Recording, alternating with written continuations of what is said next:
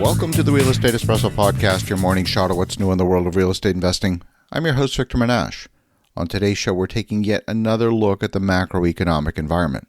Virtually everything in the world of real estate investing right now is being dominated by the macro environment.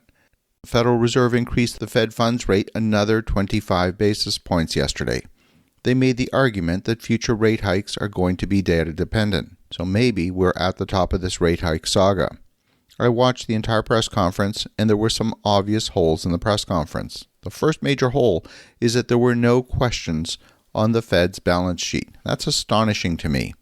The discussion centered entirely on interest rates, and there was virtually no discussion on the stability of the banking system or generating liquidity.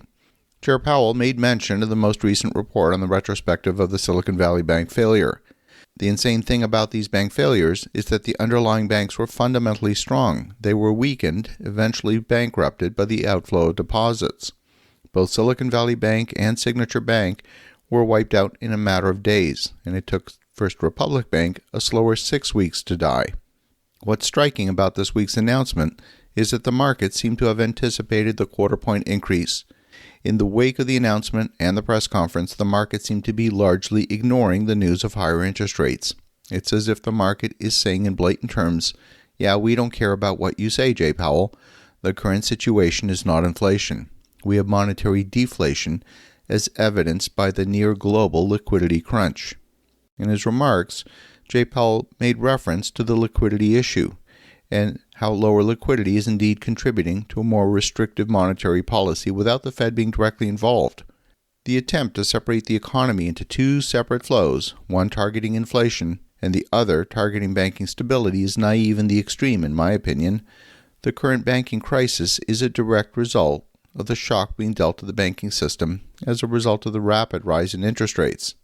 Jay Powell also referenced the problem in commercial real estate and specifically the office sector.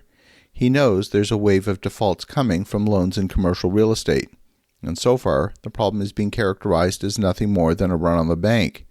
The shrinking money supply is the issue, and it's not just the interest rate. The fact that there are zero questions during the press conference about the Fed balance sheet is particularly stunning to me. It's not that any of the reporters from CNBC or the New York Times or Reuters or Bloomberg forgot to ask about liquidity. They know that that's an issue.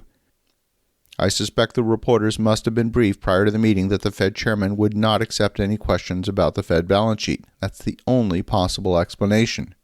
See, I believe you need to listen to what people say and watch what they do. The real story is likely to be found in the Fed balance sheet.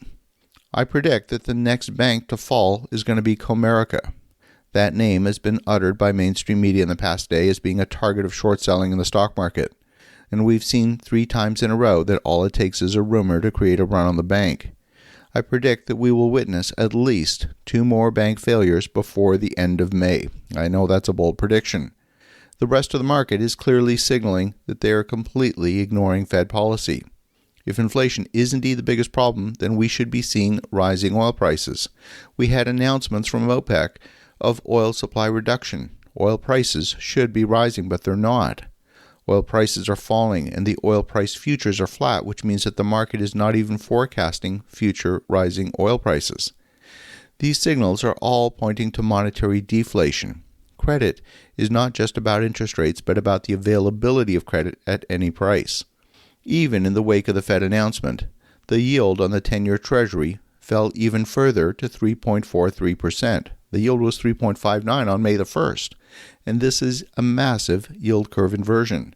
Chairman Powell said in his remarks that he recognized his view of the current situation is at odds with history, but he said this time is different.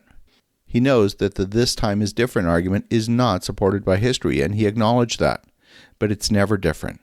The yield curve inversion is screaming. It is the market screaming at the top of its lungs that they don't believe the Fed, that the Fed has it wrong.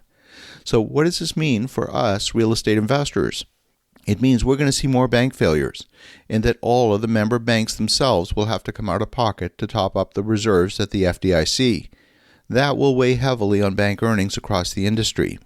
These reserves are not funded by the taxpayer. The fund is funded by the member banks. More bank failures means tightening credit as banks lose the ability to lend altogether.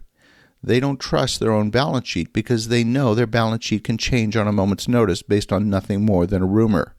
The second inning is over, and the batter has struck out at the plate. We're now entering the top of the third inning in this saga. As you think about that, have an awesome rest of your day. Go make some great things happen. We'll talk to you again tomorrow.